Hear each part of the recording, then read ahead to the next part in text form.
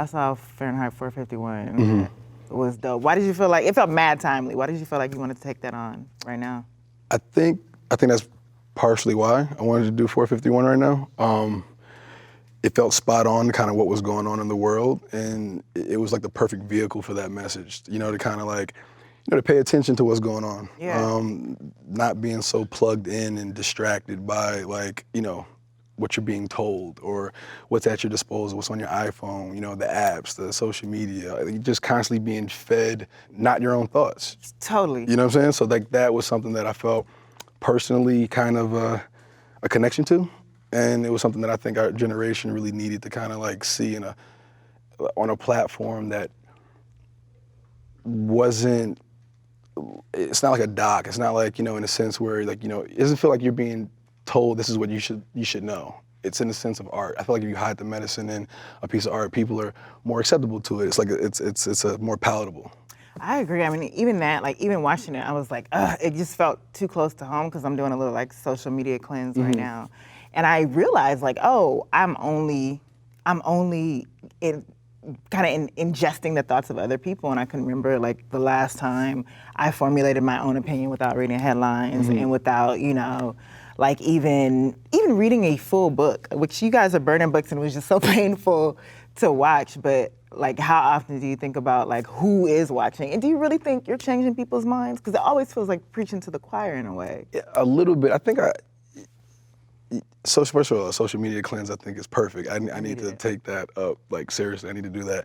But I think it's almost preaching to the choir in a way, but I do feel like, you know, whenever you do read a comment or you run to somebody in the street and they actually say how much this project or this character, like how much it meant to them, or it changed the way they thought, or I never looked at it from that perspective, those little moments really encourage me to like, okay, cool, like what we're doing and the messages that we're sending out there through our work is really affecting people. And I think that's the home run. That's the payoff for me. And yeah, 451 was just with everything going on in the world, it's so spot on. Yeah, there's a sci-fi element to it where, you know, if things keep going the way they're going, you know, it could be, you know, free thought, free choice, you know, like the fact that we're giving up our right to choose and to our freedom to, you know, make our own decisions is something that's real, and it's something that needs to be talked about. Yeah, so definitely. I applaud HBO for like, you know, for taking that on and being able to produce that project also definitely had, you know, something to do with it, you know, like being able to go from The Wire, you know, playing, you know, Wallace from The Wire on HBO, and then, you know, 15, 16 years later, being able to produce a show and a movie on there was a bucket list for me. Don't worry, these are for training purposes only, okay? Now, have any of you guys ever seen one of these bad things for real? We burned almost every physical book in the country.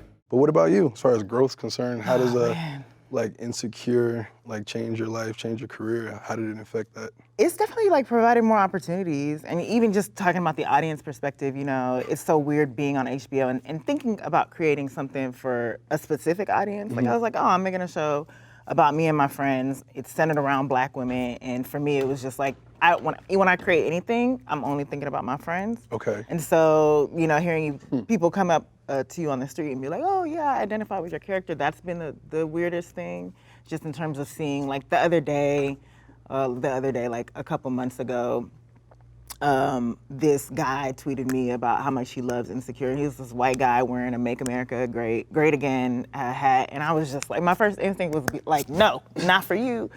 But then I started thinking about like, oh, what if watching this is changing his mind in a way? Or what if he's, you know, being enlightened by some of the topics that we're talking about? And so in that way, I think I just realized the platform that I have. Yeah. And that's been cool. And it's just like taking advantage of it, as you know. Like, you know, you have your production company and y'all just, you know, did the Inclusion Writers. Yep. Which is dope. And I wonder about that, because it feels like, to be candid, it feels like it's for everybody else, because it feels like, you know, obviously we're both Black, and it's kind of second nature to think about including other Black people, including women. And so I applaud you for just publicly taking that on. But do you feel like other people are gonna adopt? I do, and I think First of all, thank you. But it doesn't really, like I said, it's not. I didn't have to think that much about it. It was so like, like, okay, cool. duh. I was like, okay, of course, this is something that, a platform that needs to be included. So let's do it. Of course, why wouldn't I? That's the thought of Outlier Productions anyway. Is including more people of color and women and just people in general. You know what I'm saying? Like-minded individuals that are progressive. That's what it's about. It's even weird to say it because you would think that that would be the case. And I've been lucky enough to work on a lot of productions that had, a great cinematographers like Rachel Morrison or Maurice Alberti who did Creed, and I've always worked with either, Ryan Coogler director, somebody, now Stephen Capel, somebody who's been in one of those key positions, set decorators within Hannah. Yeah, I just thought it was the right time and right opportunity. Like the company just got started, the Inclusion Writer, came about, and it was like, of course, why wouldn't I? But I do feel like it's always something about first money in. Other people might be scared to take that chance, that gamble. Like, how will people react to me, like, being the first one to do something? But for me, it's just like, you can talk the talk, but you just got to do it. People just talk a big game, and they, sometimes they never really follow through. But I practice what I preach, and I try to, in all facets of my life. So, especially on the business end. But yeah, I've gotten emails from people right after I made that announcement. From big actors and stuff like that. That was very, very humbling. I'm not gonna put them on blast or anything like that, but Put them on blast. no, I mean not even put them on blast, but Ben Affleck, Ben Affleck and Matt Damon, two people I looked up to when I first, kind of came into the industry, and they took me under their wing, and I look up to them, in this industry, and they definitely, congratulated me and said they were very proud of me. That's dope. As big brothers, I was like, you know what, that's dope. And they're including that in their deals moving forward. So just to feel like I had something to do with a movement or help progress in a certain area, especially within our industry, was like, it was very important to me. And, Alana Mayo, who's, my head of development. Alana, Yeah, she's amazing. And she's been championing these ideas and really pushing that inclusion writer moving forward. So I've got a good group of people around me that's all believing in the same thing. So we're trying to make that progress. Yeah, I mean, I know for me, that's always been something that's like super important, just to include people in, second nature, but it feels like at least the industry is acknowledging it in a different way now, and they're way more receptive. Like I think about being in pitching rooms just, as a writer-producer 5-10 years ago, and people not being receptive, executives being like, ugh, people are gonna watch this. If they're black leads, is that gonna be enough of an audience? And then to see now there's almost like a thirst and a hunger for new storytelling and for storytelling from voices of people of color. So it feels like an exciting time right now. It is. I completely agree. I think it's a constant chipping away at something, Sidney Poitier, what I'm saying, the people that came before us, Harry Belafonte, the ones that are really like chipping down, breaking down those doors, opening up the opportunities for us, the Denzels, the Will Smith, for us, everybody that came before us. I think over time, the stereotype that we don't travel overseas, or we're not bankable, et cetera, all that stuff it's like almost like it was a false truth that people just kind of adopted and started to believe. So now that we're actually depositing back into a certain demo and creating fresh stories and that aren't the stereotypes and stuff like that, you're starting to see fresh ideas and also inspiring a new wave of filmmaker, a new wave of director, a new wave of writer that the next generation, these kids that may not have ever thought about it as a possibility or option or a lane to invest their time and energy and aspirations into doing, is now it's like, oh, that's possible. I could be the next whatever, or I can be a Hollywood writer or producer or whatever the case may be. They're just changing their standards and their goals, and I think that's extremely important. So I think it's a good time to deposit back and support the culture. Yeah, because even what are y'all, Black Panther number 3 now? 3 right now, 3. Which is insane, and Yep. it goes back to what you were saying about that constant myth that you heard of just like, we don't travel overseas, and that's not gonna make money. And so to have something like that be blown out of the water. I feel like it influenced me. Like I told you already, but being at that premiere and with other creatives, we just all felt like mad inspired to create. And I'm even seeing a turn in the industry. Like I never felt, I would see breakdowns all the time, and agents, managers, bless them. But even in sending roles, early on to me, it was just like, I could never play the lead in this role. I just know automatically I'm not what they're looking for. So to have a film Really? You like that's what you used to like feel? real shit. Like if it were a leading woman Yeah. of a certain type, I just knew the type that they would go for. So I was just like, I'm not even gonna bother.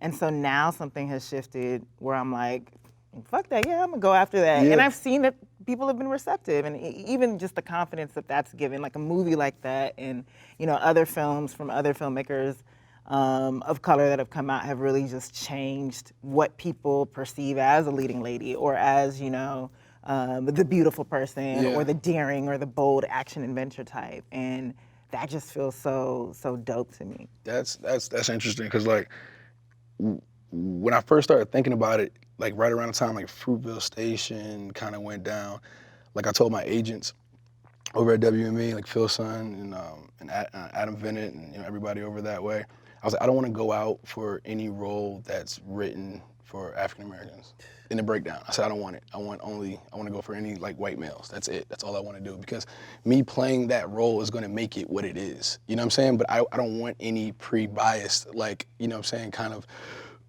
on the character. People, sometimes writers write what they know, what their encounters of us would be, and that's a slight bias, into the character, what it is. So for me, it was just like, nah, I want to play. That's why Chronicle was such a big role for me, because it was written. His guy's name was Steve Kaczynski at first. You know what I'm saying? And Did they keep his name as Steve? No, Steve Montgomery. They changed it to Steve Montgomery. Whatever. Anyway, but Steve Jackson. Yeah, I was like, we can't go that hard. No, can't go that on the nose. But that was just kind of like my mentality. Is like I just always wanted to go out for those roles because it was just playing people. It didn't have to be a specific. We're playing the black guy in this, black guy in that. Like that wasn't what it was about.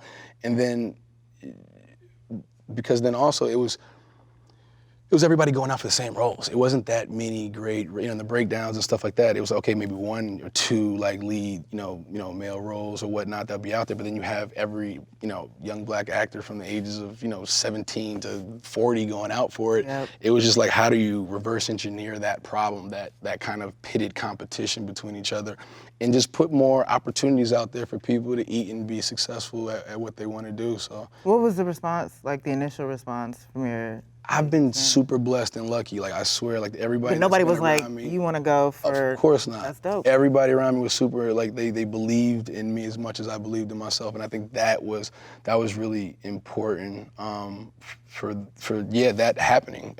Nobody got no pushback whatsoever. Everybody kind of pushed for it. Do you feel like, cause like now you're Michael B. Jordan. You're not like Dead Wallace from The Wire. You like grown. Do you feel like?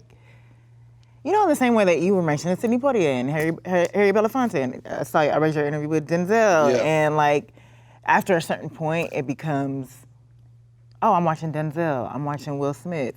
You have had such like diverse roles. Do you ever worry about like, oh, I'm watching Michael B. Jordan play Steve Jenkins? You know what I'm saying? Like, I never thought about that. You haven't thought about that yet? I just got here in my mind. You know what I'm saying? I just like, it's one of those things that it's like kind of like I'm just now starting to own the space that I'm in, instead of like, oh man, all this can just go away one day. Yeah. Like that's kind of been like a fear that's driven me to work so hard, I think, of being like, I'm super uncomfortable right now. Like, I don't want to be the guy, like, no knock to anybody working at like, McDonald's or anything like that, but I want to be the guy working at McDonald's. Like, oh, didn't you just play Wallace on the Wire or some shit if these things don't work out? You know what I mean? Like, that was like a real fear that I've had for like, a long time. So I've never thought about somebody watching me and be like, oh, I'm watching Michael B. Jordan. I don't know.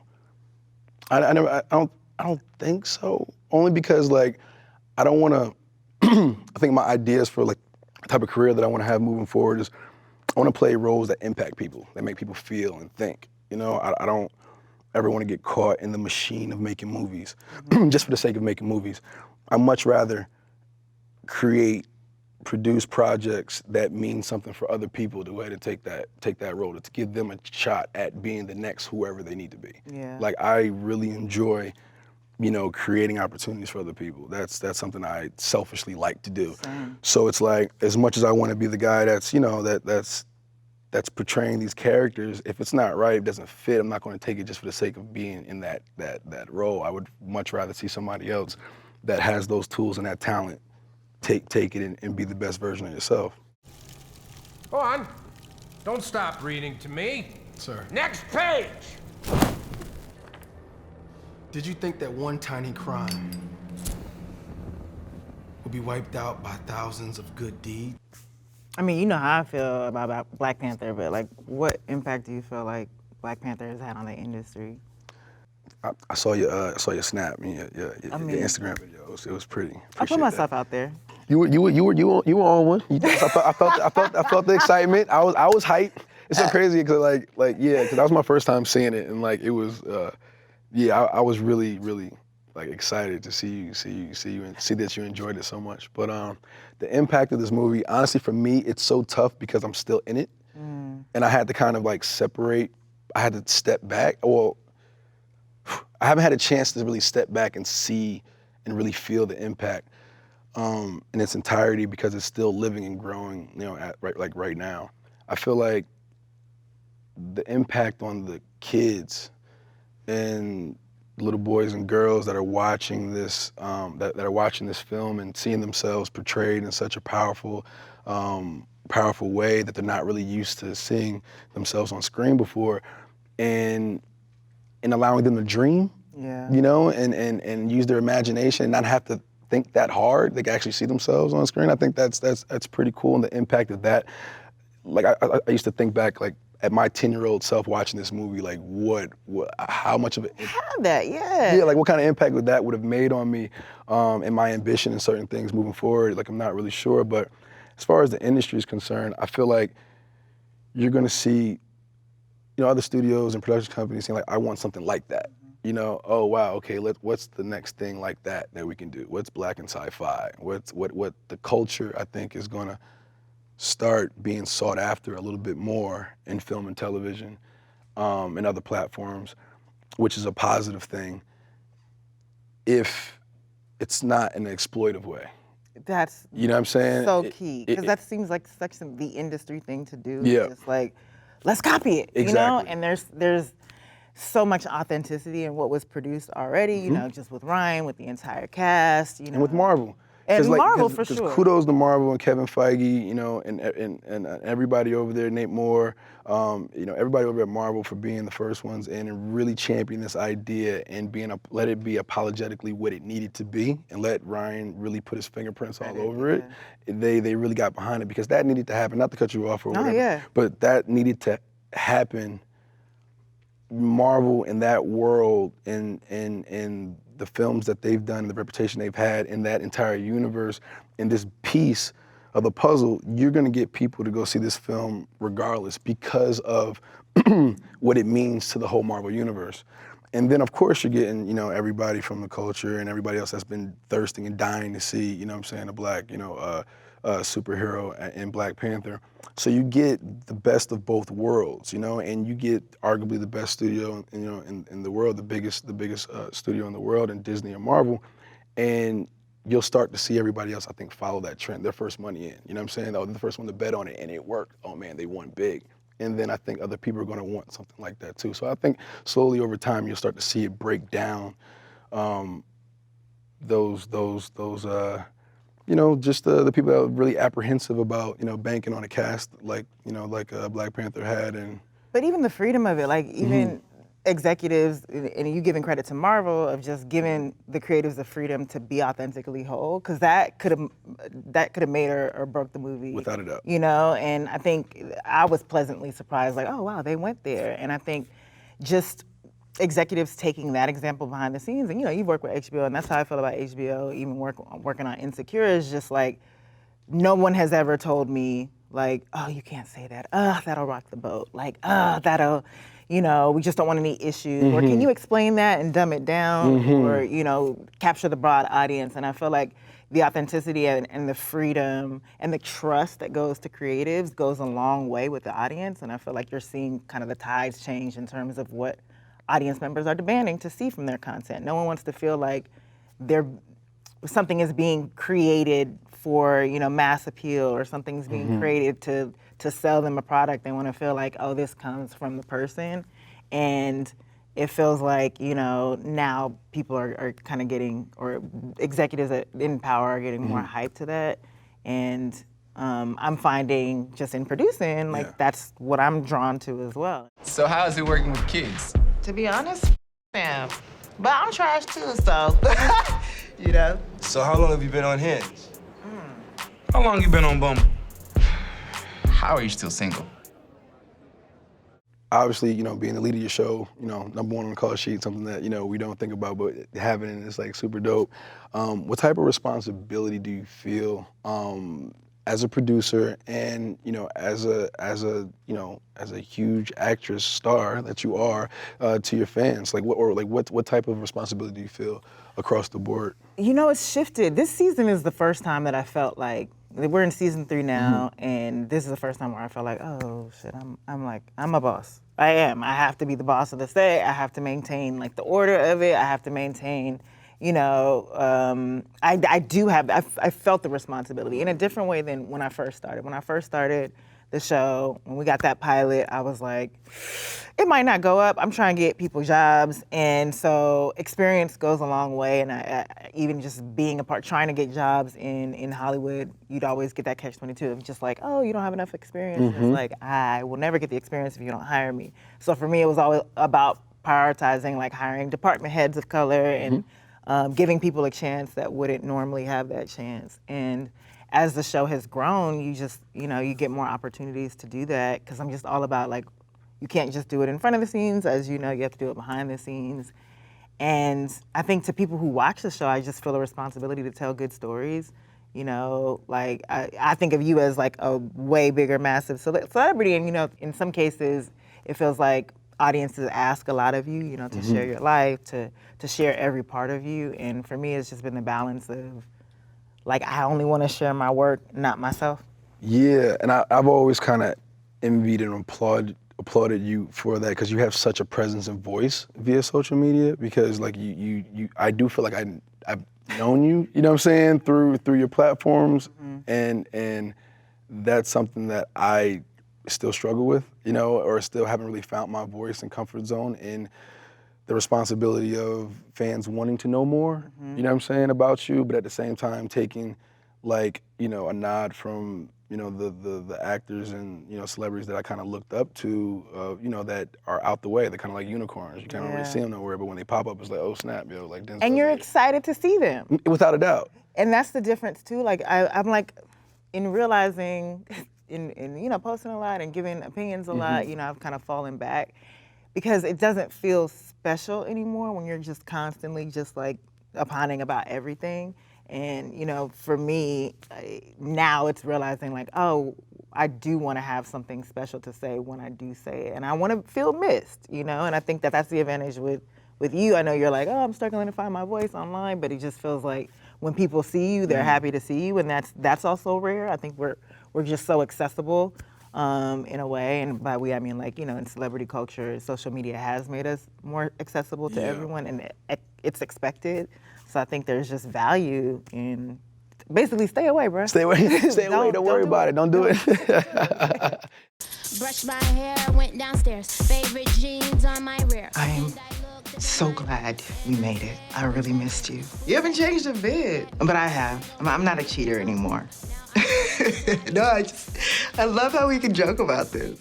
Figuring out how much to give of yourself versus that feeling of wanting to be missed, and, you know, how do you balance like your celebrity and then social media and your personal life? Like, how do you kind of balance like all those things? I think I just decide, and I've always done this, you know, just deciding. I don't share every part of my life. I share what I'm working on, you know. I share some of like the moments that my friends and I have, but like where my personal life goes, like that's just to me off limits, because I'm like, I keep saying like I don't want feedback on that. You get feedback about your work, you can give me feedback about what I'm wearing, you can give me feedback about if I raise a kid, how to raise it, sure, whatever. But like, I don't want feedback about like the personal decisions I have. So it's just, you have that option. You have a choice of what you share, and a lot of people act like you don't. What about you? It's yeah, I don't know. I'm still dropping the ball every once in a while. Trying to figure that shit out. It's tough because it's you know, you almost feel paralyzed in a way of not wanting to post certain things. It's like, I mean, I thought it was cool. I kind of want to, but then, okay, then I start to overthink. I'm like, okay, well, if I post that, then, okay, cool, that's gonna happen, and this for that, and the comment. I think it's like building up that shield of just, you know, not giving a fuck. But then at the same time, being smart and thoughtful about what you do post, and not wanting, realizing the responsibility you have of like putting other people around you that you care about in the line of fire. And I think that's something that I've always kind of overthought of, like, you know, whether I'm posting my family or like, you know, posting like people I care about, putting them up on the pedestal to get judged by other people that may not have the scope of, or the experience at it that I do. Like, I'm used to it. I have you know, we have that thick skin to a certain degree that we're used to being judged all the time from our work, from auditions, this and that. Like, we're always kind of throwing ourselves out there to get critiqued. But somebody who's not really in the industry like that, and you put them out there, it's like I kind of feel responsible for the backlash and things that they may get, whether it's, you know, cyberbullying or this, that, all the other extra shit. It's like, it's something that it's kind of like a situation by situation with me, and if that makes sense. Completely makes sense. And it's also like, I've watched, just as a fan of people, I've watched, like, Dave Chappelle has that like famous joke where he was just like talking about how Ja Rule was being a correspondent for, Oh yeah. I want to say it was, it was like, it was nobody's something. like, what's Ja Rule think about this? Like, somebody hit up Ja Rule. Let's call Ja Rule. Let's call Ja Rule. And I think about, like, nobody's, because this culture is like, I guess social media really makes you think that everybody gives a fuck what you say. And I was like, nobody's being like, I wonder what Issa Rae thinks about this. But I've watched a lot of my faves think that way, and then, you know, they might express an opinion that I'm just like, ugh, why did you even say that? Or why did you even speak up? And it affects how that I view their work. And so that's another reason why, like, I find myself being careful about speaking up, because I just want to separate who I am from the work that I'm doing. Yeah, that makes sense. And I guess it's also like the other business side of social media, you know, and I guess that ties into the celebrity element of it all. It's like, you know, we do have brands that we work with that, you know, the era that we are in now value the social presence that you do have. And, you know, how do you maximize that? Like, you know, how to keep a clean slate on certain things to be attracted to certain brands, but then also, you know, morally being strong where you stand and not compromising anything or things that you want to say or your opinion to just, you know, appeal to certain, you know, brands, you know? So, it is that, you know, having to post when, you know, you have something to promote versus, you know, it's that whole thing is something that I guess I've done a good job at, but still feel on the fence about certain things. You know, it's a, yeah, I think this is a situation by situation basis, but I think we've both been doing a really good job at threading.